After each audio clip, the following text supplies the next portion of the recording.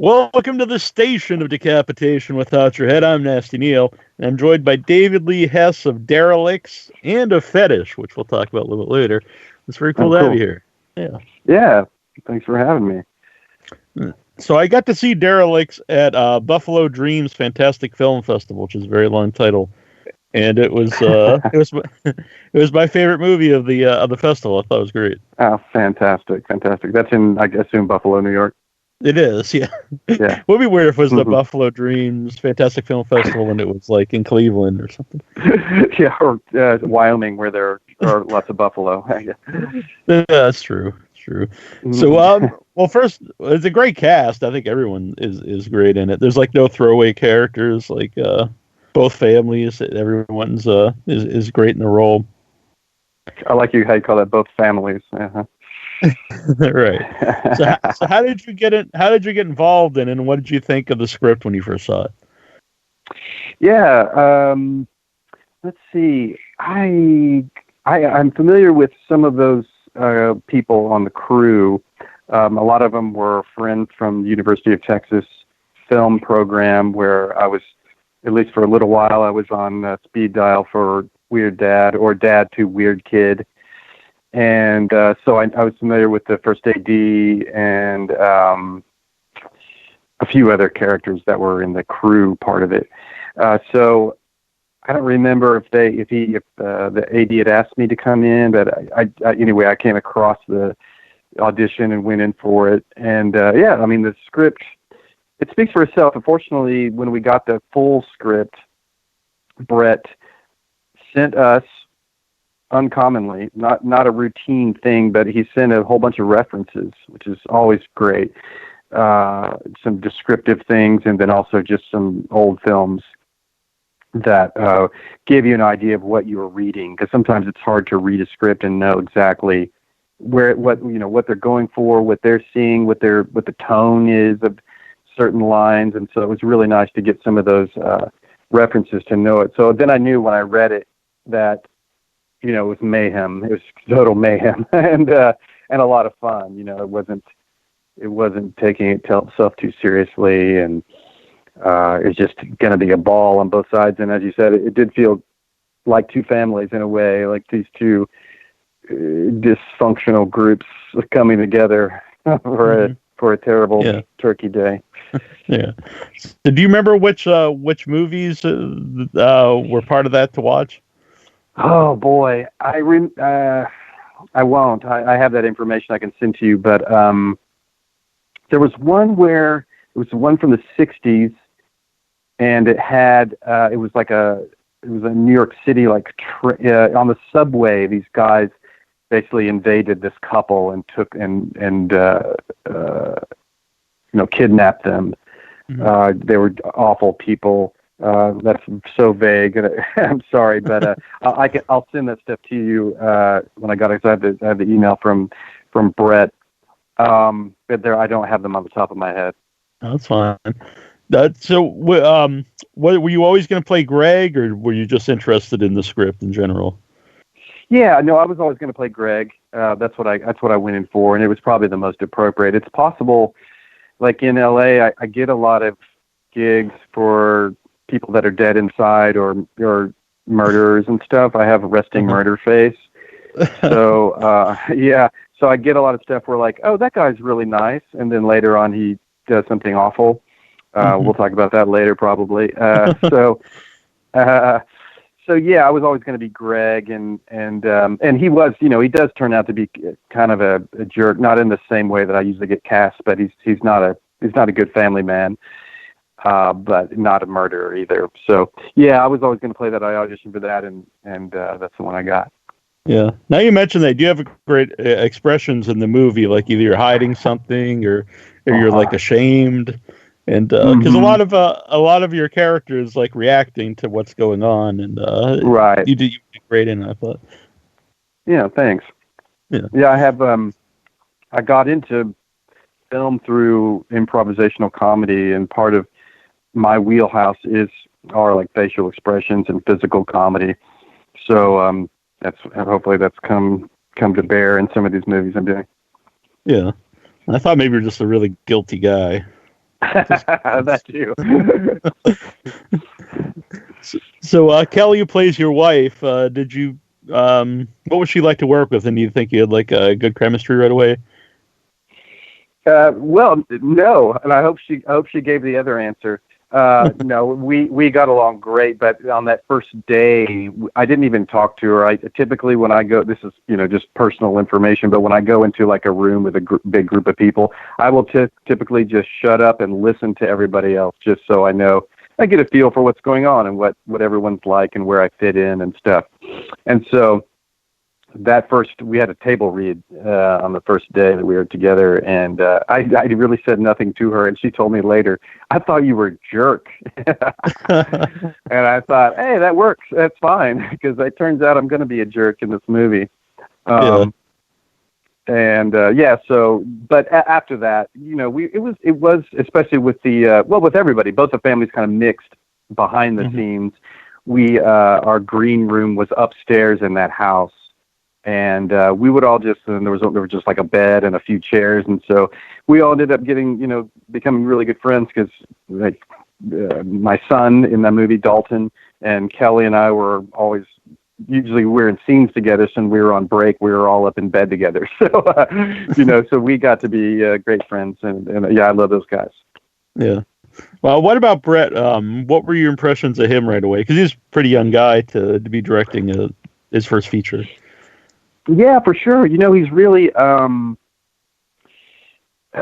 reserved. It was great to get that email that I mentioned with the references and everything, and description, and to hear from him first from where he was coming from, because in person he's very reserved, pretty quiet guy. On set, he was kind of in like, it was a pretty low key set, but he is what we would have a video village. It was really just the kitchen. Whenever we were all shooting in the dining room. And he wasn't like super aggressive or, act really active with every single shot and everything. The AD and one of the producers were sort of moving around more and helping him to do what he needed to do. But yeah, the first time I met him, I mean, again, even in that first meeting, he was pretty quiet. He kind of just said hello and thank you for being here, and gave us, an overview of what he was trying to do. And then the rest of the time, I didn't have a ton of interaction with Brett, like just compared to other directors that I've worked with. He's a real quiet guy, and he just has, a singular vision. It has that, I'm sure, that 60s and 70s, kind of B-movie feel in a way, you know what I mean? And he stuck to that, which is great. I mean, he didn't have to do a lot with us. So, my impression was, I bet he's messed up in his head. So since you said, improv comedy is kind of how you got into acting, before that, were you a horror movie fan at all? Yeah, I was a fan, but not like I am now, and not like all the people that I'm getting to meet now that I've been doing. I haven't been acting too long, about a little under 10 years or so. And I've gotten in, I've gone to some horror festivals now with my movie and with some other movies that I was involved with. And the horror community is incredible. It's really, I almost prefer it to the general film community, because it's very focused on horror, as broad as horror can be. That can mean a lot of things, but you know what I mean? At these festivals and even online, they're just so supportive. Everyone loves, that people are making things. They love films. They love talking about it. And so it's excited to be a part of that. Prior to that, I was just like kind of a passive fan. You know what I mean? I wasn't even a real nerd about it. I liked horror, something about it. Halloween was kind of the first one that really spoke to me in a way. I'm sure because I was also a type of voyeur, just being a little kid, I would always, I would rather just sit and watch people at a party, and so I think that Halloween point of view sort of spoke to me in a way. Like, hey, yeah, I know that guy. I'm an outcast too. So that was kind of my experience with horror prior to getting into film. I was just sort of a passive fan, and liked things, but I wasn't on forums, and I didn't go to festivals, and I didn't really talk to a lot of people about horror. Yeah. I just started doing the conventions in 2012, I think, and everyone's very accepting. Like, people that are all in black with crazy shirts and all that stuff, and what you would think like more of like a normal looking person. I don't say normal, but everyone's very accepting of everybody because they all share like a common love. Yeah, like when I don't know, if I was in middle school or high school and I saw some of those people that you're describing, I probably would have been scared, or I would have thought, I'll never get along with that type of person. It turns out all those people are some of the sweetest people you meet, you know what I mean? They just, it's just fashion. And then, again, like, I didn't get to go, but Fetish got into Nightmares Film Festival in, I guess it's in Columbus. And that guy opens up like a Facebook group, essentially. It's like a private group for everyone that's part of the festival. And man, I was blown away. Within like 2 hours, people would liked my introduction and said hello, and and were just so supportive. Likewise with Telluride Horror Show in Telluride. It's just incredible how friendly everyone is there, and that was a really great place to see that, because it's just one street and a few theaters, and there it's not like a festival where you have to drive all over town and stuff like that. Mm-hmm. So, yeah, so it's really cool community. I'm glad to be a part of it. Yeah, well, I watched Fetish right before the interview because I was waiting to watch it before I did the interview with you. So it's fresh in my mind, and I loved it. I don't want to give too much away, I guess, but it starts out like it's like kind of like a quirky, sweet movie, and then it takes quite the turn. It's I thought it was amazing. Oh, sweet! I'm glad you liked it. Yeah, it's like we set out to make the best romantic comedy that we can make. You know what I mean? Mm-hmm. And it kind of follows that arc. And it's weird, it's not like a romantic comedy with Ben Stiller, but it's got its own little twists and turns. It's funny too, because I submitted originally to a lot of regular festivals, and they were kind of lukewarm on it, but the genre festivals like Ithaca, Fantastic, and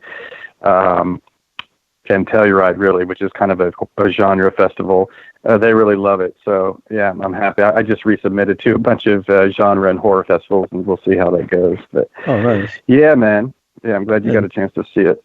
Yeah, and you have pretty sweet hair doing the movie.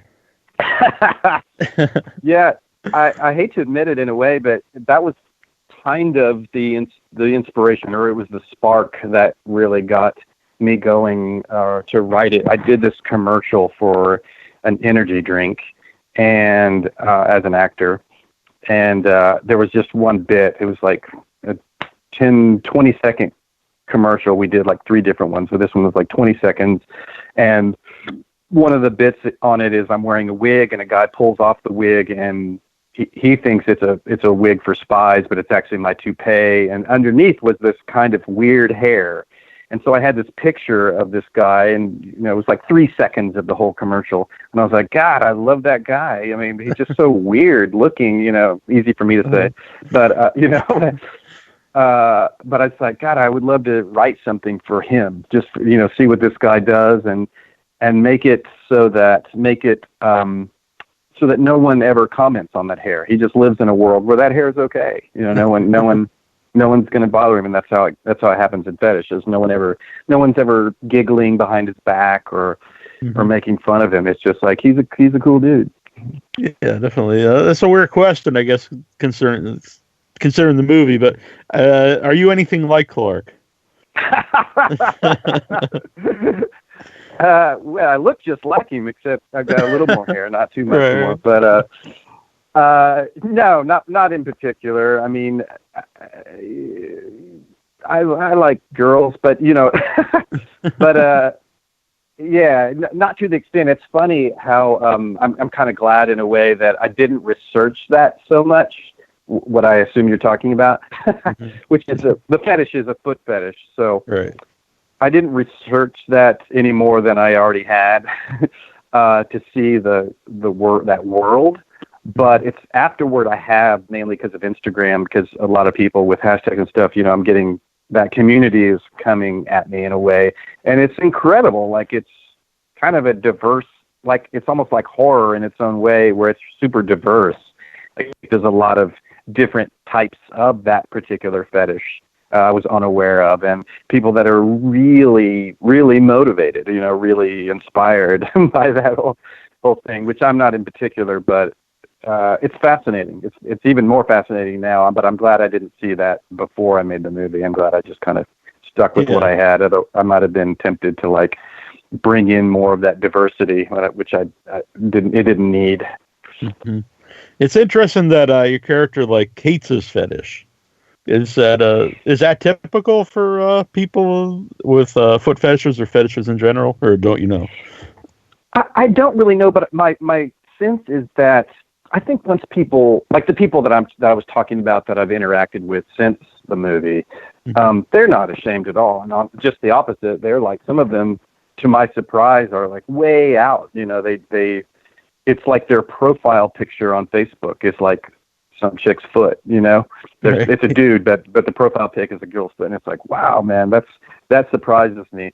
But I think in general, I think people feel a little guilt or uncertainty about their weird feelings. Regardless of the fetish, it could be any fetish, or maybe not even a fetish at all. Just like some people are actually feel a little guilt about just sex or thoughts about sex, And so, I think that's pretty universal. And it was also important to us that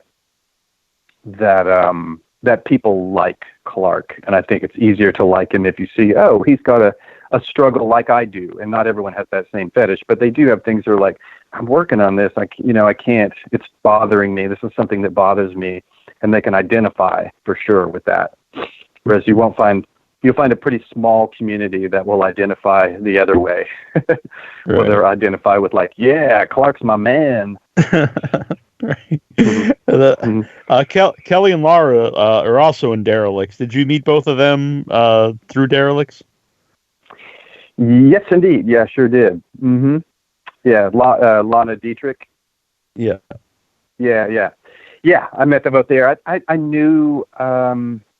I think I knew Lana prior to that, and I don't remember how, because she does a lot of film work in Austin, and we may have worked on something else together. I don't recall, but I think I'd met her before. But I definitely obviously spent a lot of time with them on Derelicts in close quarters. So So then Kelly actually she's in the movie, but she ended up helping me produce it as well, and she was invaluable in that sense.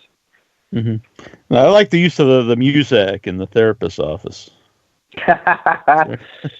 Yeah, that was another thing that's like kind of like the romantic comedy, or a lot of the music was, except for the very end, was built to seduce. That stuff was.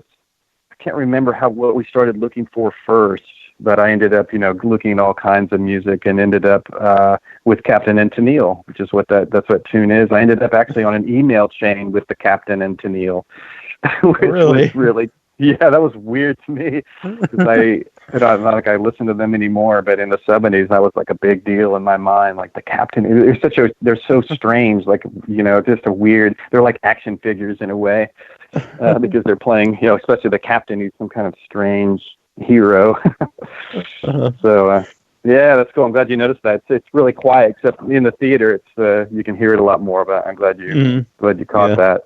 It gives you a nice, like, kind of weird. It's like it's supposed to be calming, but it's kind of like weird at the same time. So it fits in. Yeah. So you mentioned the festivals, but what's that like to watch your movie, with an audience? And do you recommend festivals because some people I have on the show, they either say that they recommend festivals, or I've also had people on who say that like they're a waste of money. So, what is your opinion on the festivals?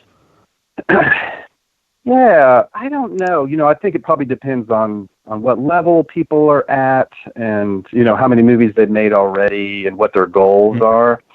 From my point of view, I just started acting. It's some kind of weird twist of fate that I made a movie at all. Like when I started writing that, I never thought of it as a movie. I just thought it was funny. And I worked on it with a friend of mine, and we were never, like, I may have worked on it a year, just writing the script. without ever thinking I'm going to have a chance to make this into a movie. And so I was walking, my dad came up for the Telluride horror show, and we were walking down the street, and I was like, man, I made a movie, and it's going to play, and these people are going to go see it. So to me, it's great, so I have a different, point of view that way. I can see how it's a waste of money because it's expensive, and a lot of those festivals, they have so many submissions to look at. You don't even know if yours is getting the attention it deserves, and it's it can be painful because you have been so hyper focused on this one thing. It takes so much work to make even a shitty movie that it's painful to think that somebody just kind of passed it over and didn't. So I could see how that can be expensive. It's also expensive to fly to all these places or travel to different festivals. So I can see that, but I think in the long run, like the few friends that I've made that, are kind of doing bigger things, they still go because it's where the conversations happen to get you to the next level. Like somebody's, it just is a way to network and to make yourself more visible than you would otherwise. I'm not sure that's always true for short films. I'm thinking mainly of feature films because there's so many shorts, and I'm sure you've had this experience of going to a shorts block or going to 3 shorts blocks, and then 2 days later you're like, I really like that one about the OCD lady, and you don't know who the director was, or you don't know anything. Right. I remember, kind of vaguely remember it, and that's hard. But a feature can really go somewhere. I mean, they can win awards and get the attention of just the right distributor, and then you're off and running. Mm-hmm. I have noticed that the shorts have become more popular over the last few years. That's what they say. Go ahead. I was just saying, I think it's part of it is the festivals and places people can see them, like YouTube or Vimeo or wherever people put them. But I think because before, like once you made them, where did they go after that? Because you can't really sell like a 5-minute DVD or even 20-minute. Yeah, exactly. That it's kind of I know that Chris McIntyre is a guy from Austin he did death metal, and he did one just recently called "We Summoned a Demon," which is a short, but they're making an anthology. Yeah, so they're making an anthology. I mean, that's still a tough sell, and I don't know who's going to make money or where it's going to play or anything like that. But that's one thing you could do, I guess, is to like have an anthology with a bunch of shorts together. It's something I've been talking about with a friend of mine that worked on Fetish. Was making an anthology like heavy metal that has like a cohesive kind of a linking chain a thread that goes through the entire piece that keeps all those little short films together. But yeah, no, you're right. It's I think, at least from my experience with university students, kind of the goal is like 2 shorts and then you do your feature, or 3 shorts and a feature. So shorts are kind of seen as like just testing ground and getting your skills together, and there isn't much you can do with them. Yeah, I mean, the best you can do is to get it online and then promote it and hopefully get enough views, have it be popular enough that people send it around and it gets enough views to catch somebody's attention and say, yeah, this guy's cool, we'd like to invest in a feature film. Yeah. I was in a short earlier this year, so I don't know when it's actually coming out, but I'm looking forward. Oh, cool. It. Yeah, that's hopefully awesome. I'm not cut out of it or anything. Yeah. Oh man, it happens. It's hard even when you're not cut out sometimes, because it's definitely been cut, and the first time watching it, at least my experience is, you're like, I'm looking at making sure I don't look like a dickhead. And then it takes me like 2 or 3 times of watching a film before I finally I'm watching the film, and then as long as that guy that looks like me doesn't get in the way, then I'm happy. Then I can focus on the movie itself. Yeah. So was that hard to both direct it and be in it? Yeah, it would have been. I co-directed with a guy named Rick Perry, is what he goes by. It's not the Rick Perry from Texas. He's our runs the Department of Energy. But this guy is he's a director I've worked with a few times. He's directed me, I think, in 3 films now. And so since I'd never directed a movie, I asked him to help me. And so it was much easier that way. I mean, he really saved me. There's no way the movie would be anywhere near as good as it was, because, as you know, I was on screen 90% of the time. So there's no way I can go watch footage. I just kind of trusted him. We set up the frame, and most of the directing I did was either just saying, yes, that looks good, and then directing within the scene. I would direct because I had written it, so I knew how something needs to happen, how it needs to go, and what it needs to feel like. And so I was usually directing actors solely, and Rick was doing most of the directing of everything else.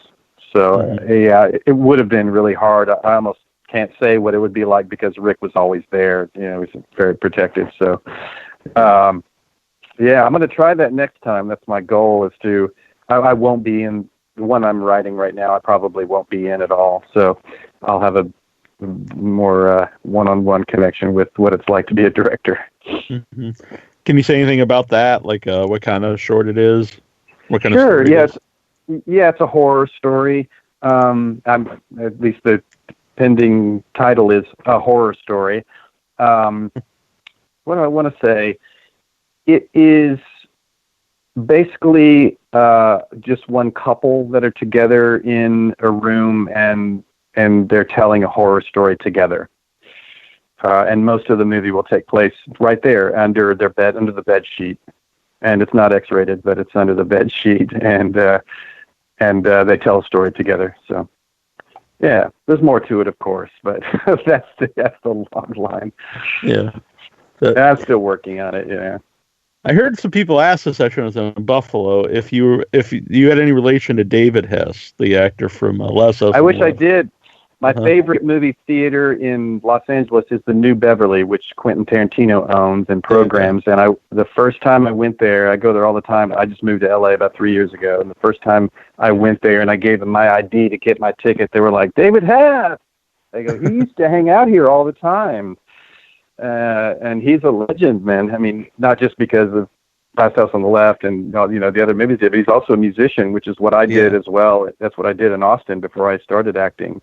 I was a musician, so he and I have a lot in common, so much in common. But no, I wish I did, but I don't have any relation to him other than our names. Yeah, years ago, I'm on the show, and whoever is the go-between was his agent or whatever it was. Right before, they were like, you can have him on, but he doesn't want to talk about Last House on the Left, only about his music. And I just thought, I don't know why.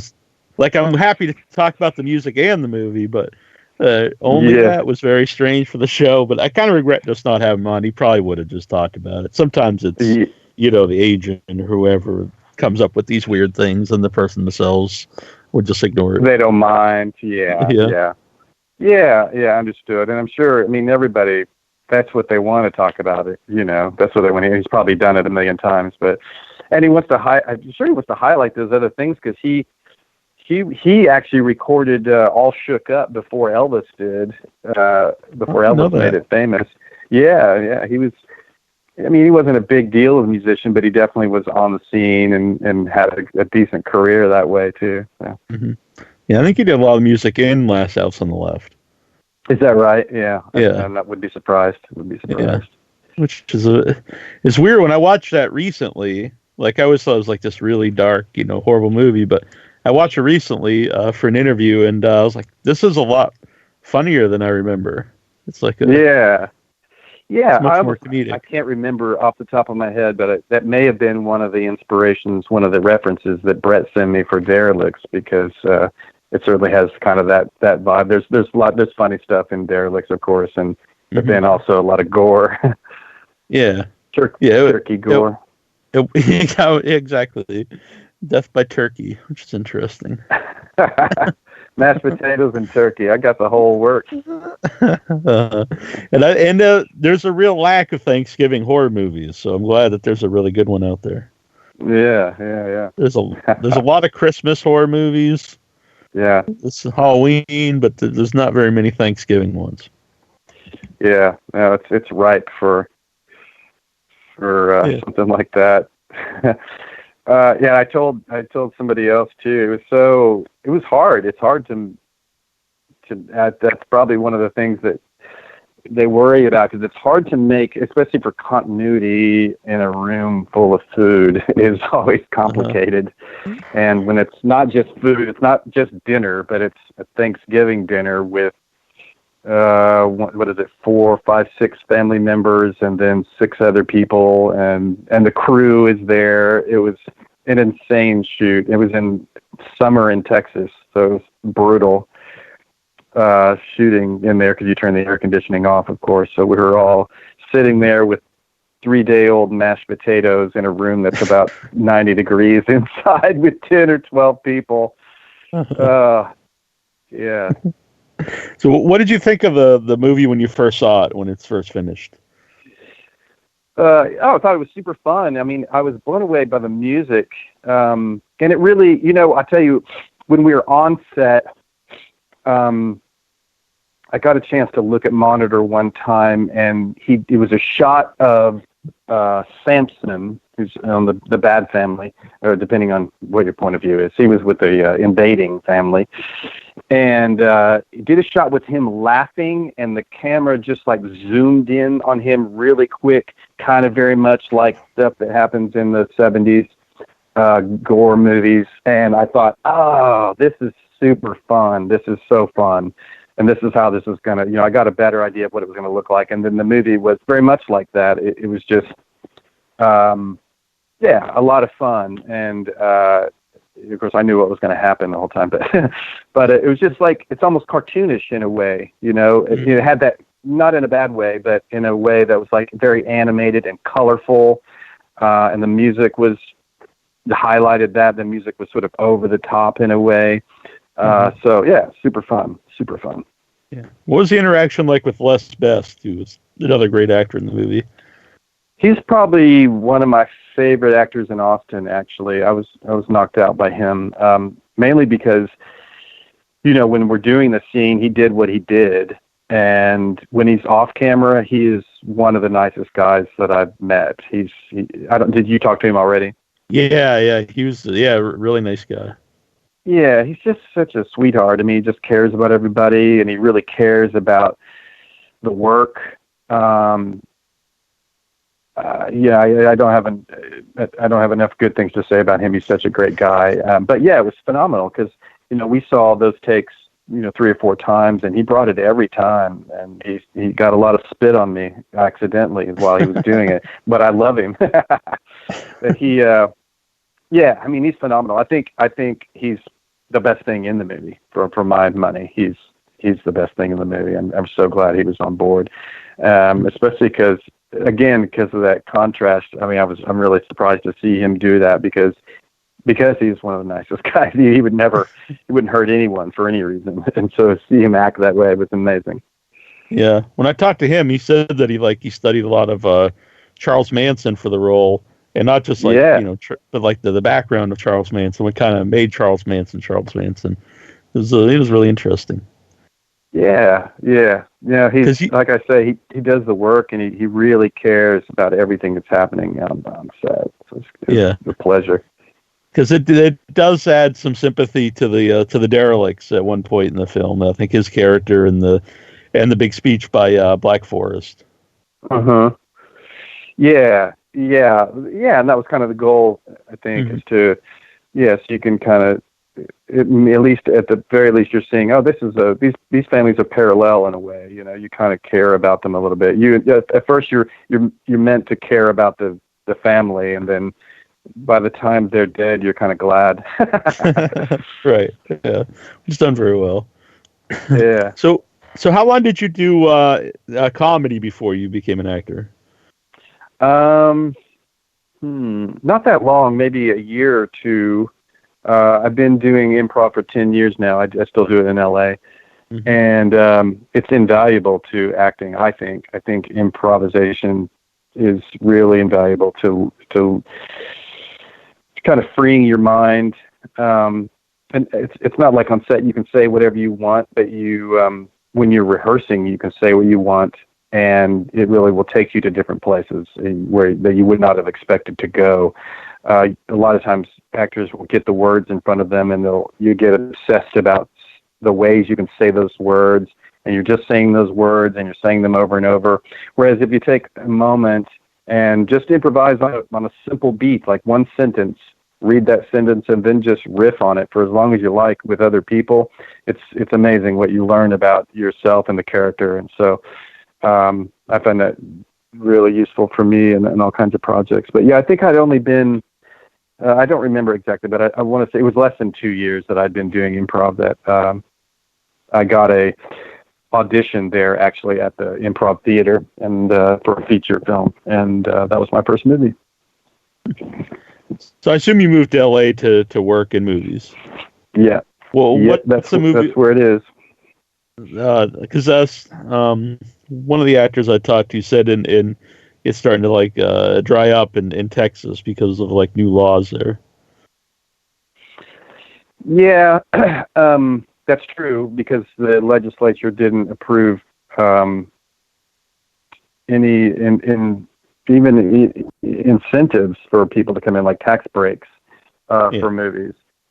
And I don't know why, but yeah, that's true. But even prior to that, there isn't a lot of work there. There's just not a lot of people haven't this, the incentive makes it bigger sell. I mean, everyone loves Austin. Everywhere you go in the world, people love Austin. And I know people want to shoot there, but yeah, without the incentives, there's nothing there. And there wasn't a lot there to begin with. It's just, it's a pretty small market relatively. Yeah. And so the resources aren't all there. You can get them. Dallas probably has a lot of resources in Houston, but those markets, they just don't have as much stuff to offer bigger film crews.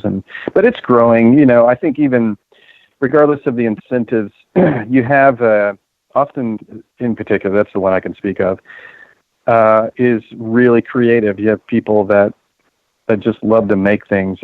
Traditionally, it's music. It's the so-called live music capital of the world, and music has always been Austin's big draw. But Austin, in general, has just grown so much in the last 20 years that it's inevitable that a lot of those indie filmmakers will start making things, and it's in a lot of ways it's about the smaller movie now, as I'm sure you know. There's so many different avenues for little movies to find their way. They may not be $10 million, but they have an audience out there. They have a place they can go. So we'll see how it goes. But compared to Los Angeles, there's just not a lot of work, and especially for even people like me. I'm kind of a prostitute in this way, because I'll work on anything. I don't really discriminate too much outside of, I guess, pornography, but no one's asking.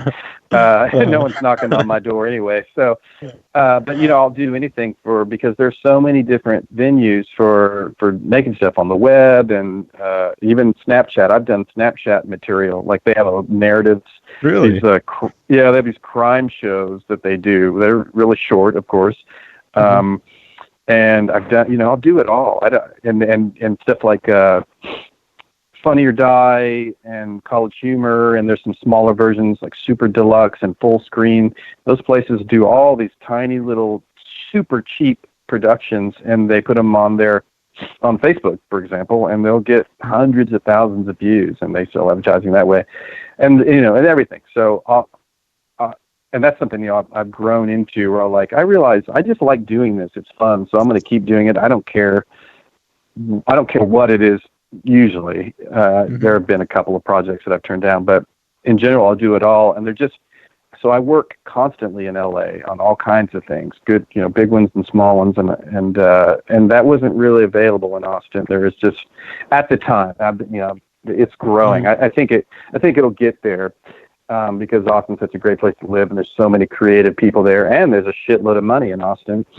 So hopefully that will grow. I would love to work in Austin, sometime, fly out there and do more stuff. I love the town.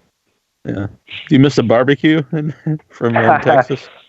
You bet. Yeah. Some of the best right there. I miss it all. I mean, Austin's a really special city for all kinds of reasons. And in fact, food is not just barbecue, but all kinds of food. It's really exploded there. So it's.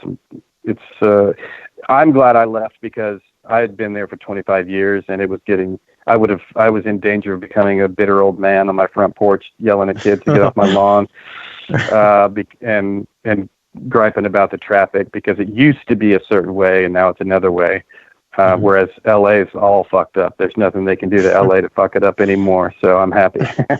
All right, fair enough. So, well, what are you working on now?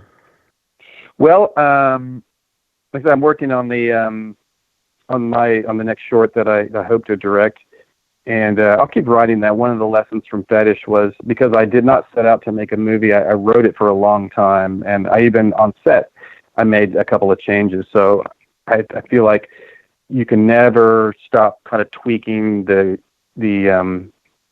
script to make it more efficient and more effective. So I'm gonna I'll work on this for a little while, and then in the meantime I'm just acting as much as possible.